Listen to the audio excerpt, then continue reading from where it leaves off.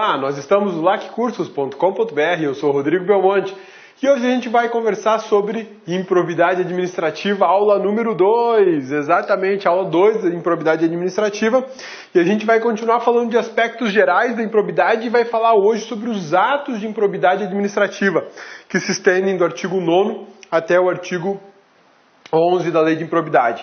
Vamos falar do enriquecimento ilícito, do prejuízo ao erário, da violação de princípios, tudo sobre aspectos constitucionais, administrativos e processuais do novo Código de Processo Civil, né? Ele já chegou com tudo, arrebentando um monte de coisa, né? Vamos lá? Vamos falar um pouquinho de ressarcimento de dano, a gente ainda está na parte de aspectos gerais da Lei de Improbidade Administrativa. Lá no artigo 5º, a lei prevê o seguinte: ocorrendo lesão ao patrimônio público por ação ou omissão dolosa ou culposa do agente ou de terceiro, dar-se-á o integral ressarcimento do dano. Então, olha só que bacana.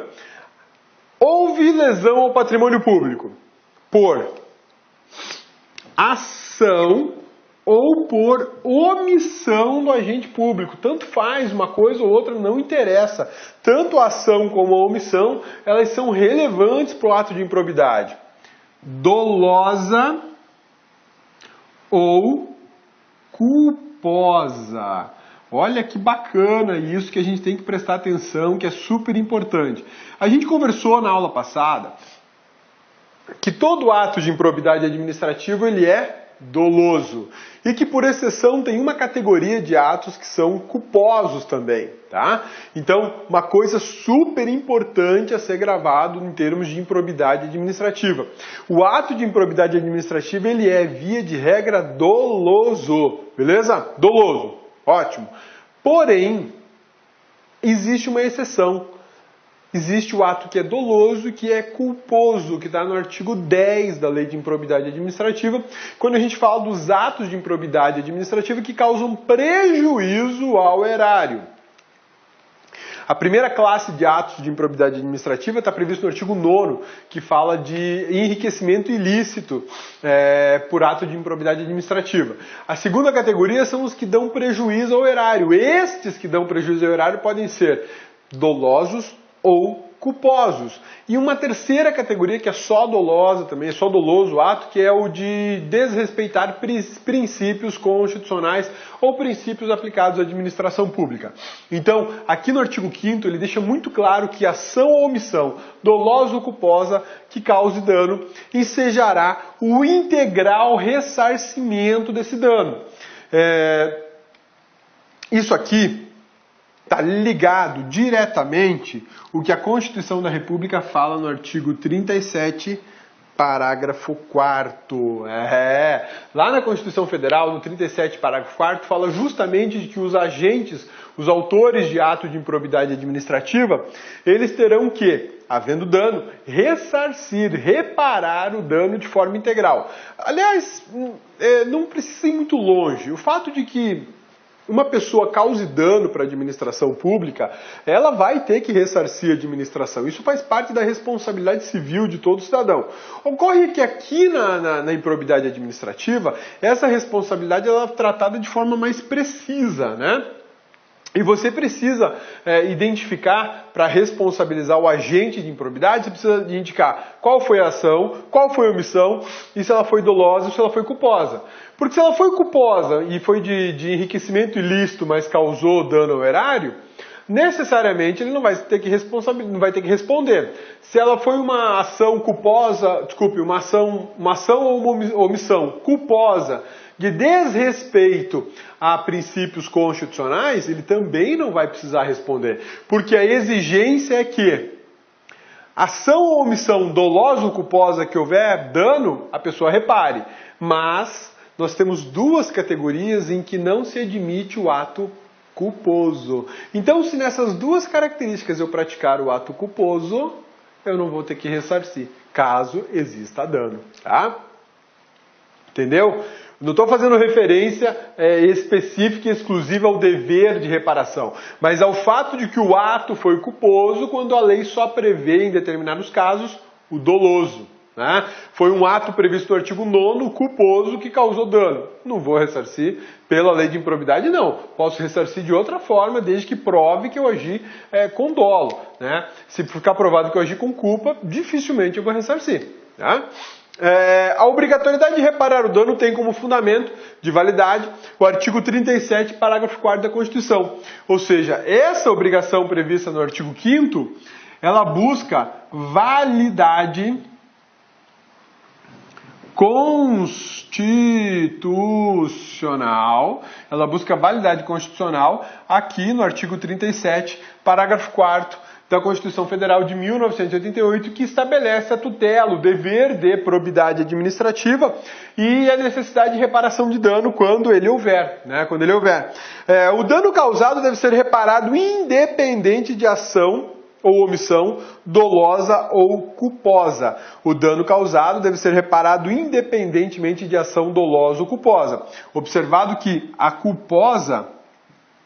a responsabilidade culposa, ela vai estar adstrita ao artigo 10 da Lei de Improbidade. Quando ele fala que deve o dano ser reparado independente de ação ou omissão dolosa ou culposa, ele está me reportando a responsabilidade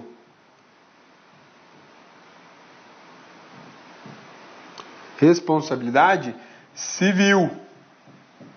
Não é especificamente a da lei de improbidade, mas sim a da responsabilidade civil. Beleza? Olha só.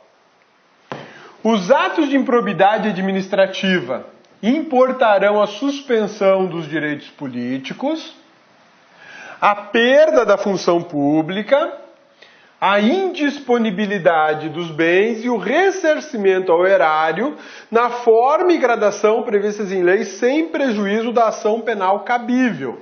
Isso aqui é uma afirmação muito tranquila e clara de que o ressarcimento ele é induvidoso, ele vai acontecer, né? E que a lei de improbidade administrativa, ela nos autoriza, além do ressarcimento, a suspensão de direitos políticos, a perda da função pública, né? Indisponibilidade de bens, e aí isso entra justamente no ponto em que o ressarcimento de danos acaba ganhando um reforço baseado justamente na indisponibilidade de bens.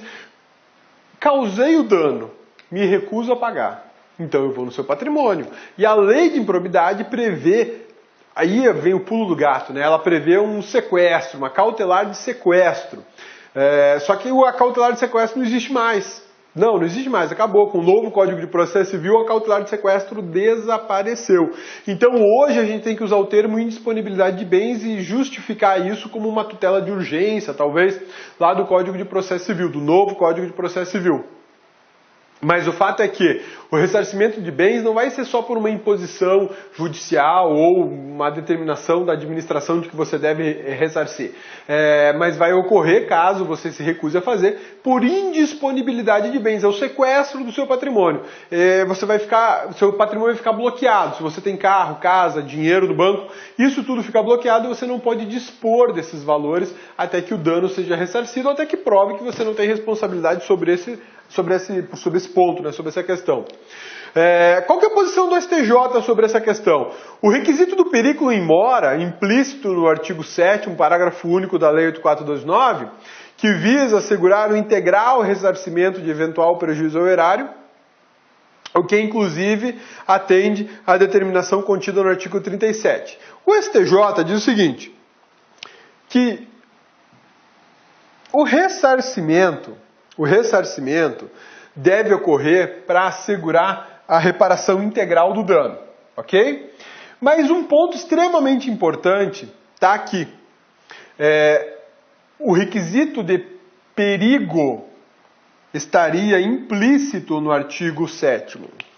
Deixa eu mostrar para vocês uma coisa, que é o seguinte. O sequestro de bens era uma medida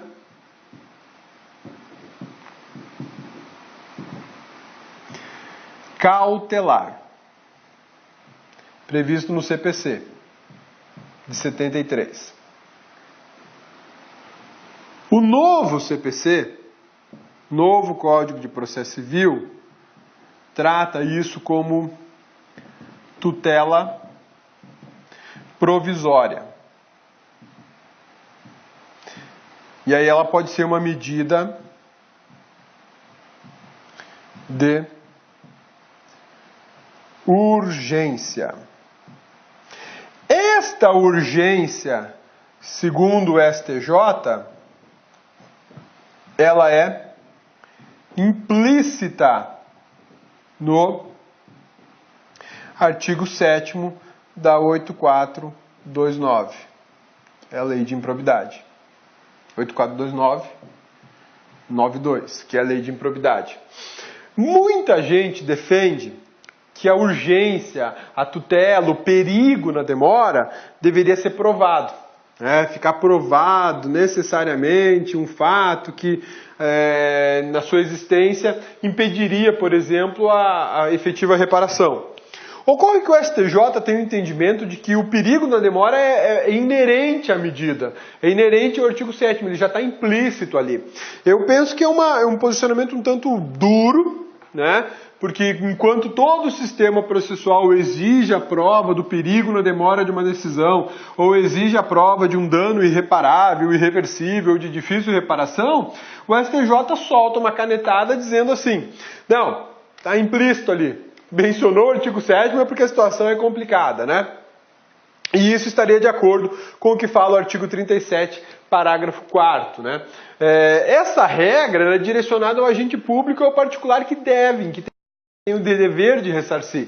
Porque a gente bem viu na aula passada que a improbidade administrativa ela pode ser praticada tanto pelo particular como pelo agente público. O particular na condição de beneficiário, na constituição de coautor do ato de improbidade, na condição daquele que fomentou, de que promoveu, de que de alguma forma instigou ou induziu o agente público a praticar o ato de improbidade administrativa. Mas o dever de reparação recai sobre ambos.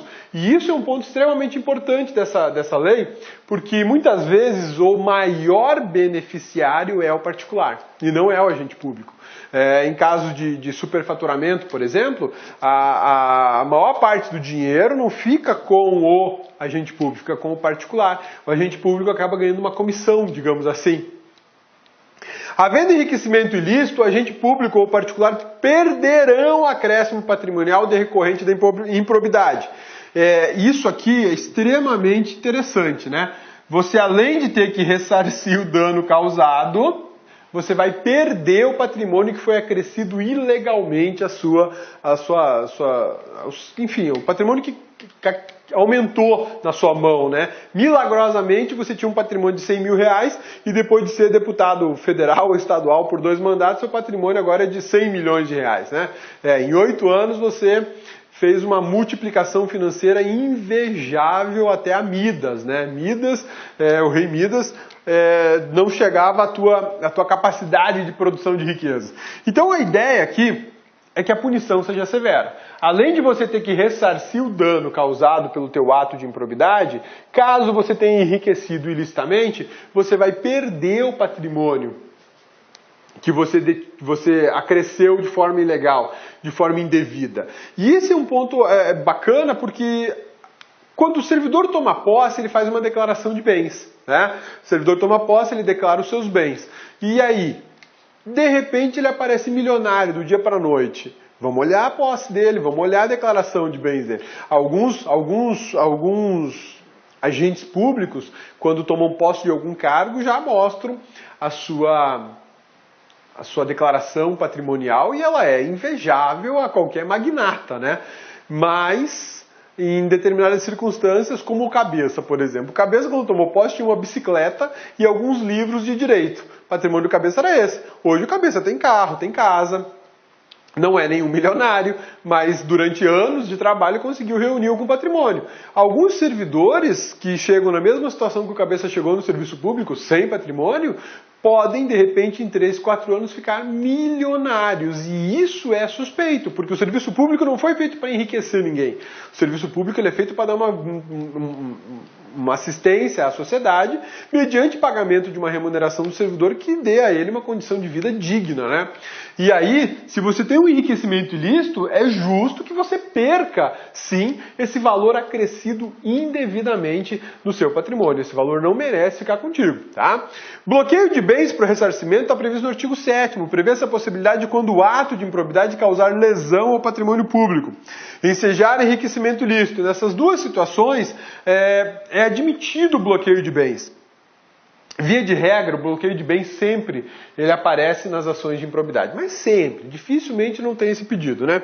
Quem é que pode efetuar esse pedido de bloqueio de bens? A administração pública pode pedir ao Ministério Público que efetue sim esse bloqueio de bens. E o MP pode, de ofício, pedir o bloqueio de bens. Essa semana o Cabeça estava trabalhando num processo que tratava justamente de ação de improbidade administrativa contra uma grande construtora existente no Brasil.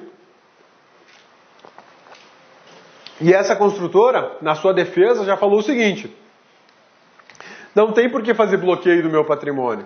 Eu tenho muito dinheiro.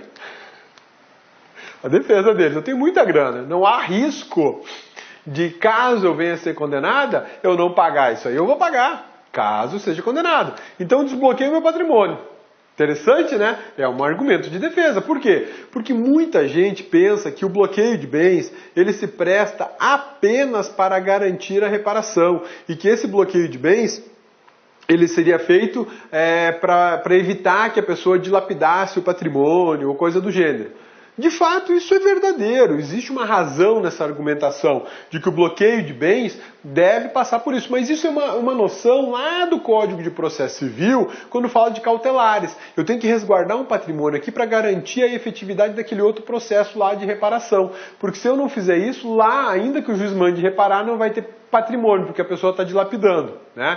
Acontece que a lei de improbidade não vê só isso. A lei de improbidade vê que existiu o dano patrimonial, não me interessa se você está dilapidando ou não. Eu vou bloquear seu patrimônio, até como uma medida pedagógica, uma medida punitiva para você ter que, além de reparar o dano, aprender que não se mexe com o patrimônio público, né? Não se utiliza do patrimônio público indevidamente.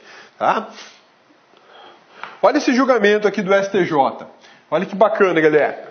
Processual civil ou administrativo, agravo regimental, embargo de declaração e recurso especial. Ação de improbidade administrativa, indisponibilidade de bens, risco de dano presumido. O ressarcimento ao erário. A decisão agravada na linha da jurisprudência do STJ, pela qual a indisponibilidade de bens previstas no artigo 7º, Lei 8.429 de 92, não está condicionada à comprovação de que a parte ré esteja dilapidando seu patrimônio, ou na iminência de fazê-lo. Deu parcial provimento ao recurso especial para determinar que a primeira instância reavalie o pedido de indisponibilidade à luz do entendimento firmado.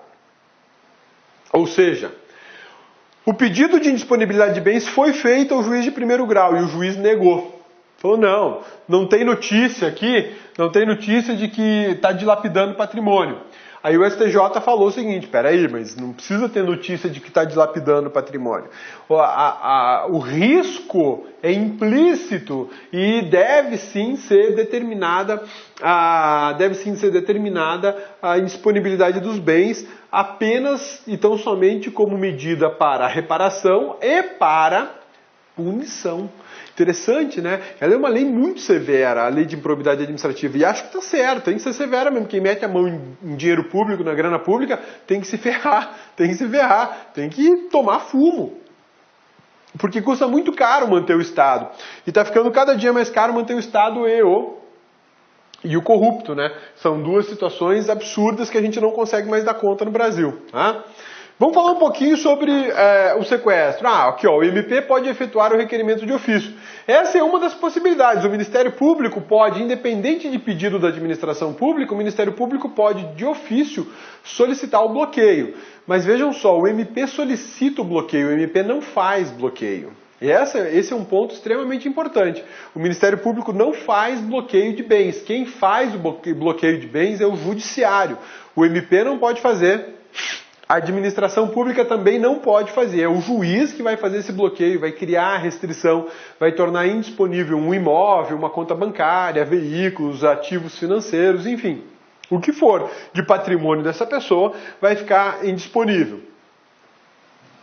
Ou cabe nesse caso o bem de família? Olha, bacana, né? Boa pergunta. E o bem de família entra nessa rodada do bloqueio? Quando eu falo bloqueio de bens, você pode excluir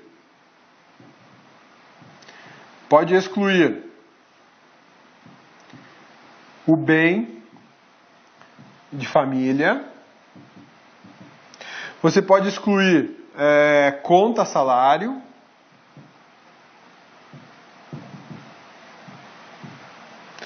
você pode excluir o salário também.